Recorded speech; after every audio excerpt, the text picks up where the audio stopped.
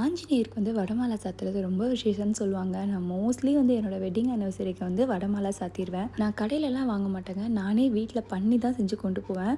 அது எப்படி பண்ணுறதுன்னு சொல்லிட்டு பார்க்கலாம். நான் வந்து கொஞ்சம் நல்லா மீடியம் சைஸில் தான் பண்ணுவேன். அதுக்கு தேவையானது வந்து பார்த்திங்கன்னா, ஒரு உளுந்தம்பருப்பை ஒரு 2 மணி நேரத்துக்கு முன்னாடி ஊற வச்சுக்கோங்க. ஊறின பிறகு நல்லா மிக்ஸியில் ஒரு கிரைண்டரில், நான் எனக்கு மிக்ஸி ரொம்ப கம்ஃபர்டபுளுங்கிறதுனால அதிலேயே அரைச்சிக்குவேன். இந்த மாதிரி கட்டியாக இருக்கிற அளவுக்கு வந்து நம்ம அரைச்சிக்கணும். சாமிக்கு வந்து வெறும் ஜீரகம், மிளகு, உப்பு இது 3 மட்டும் தாங்க போடணும். வேறு எதுவுமே போடக்கூடாது.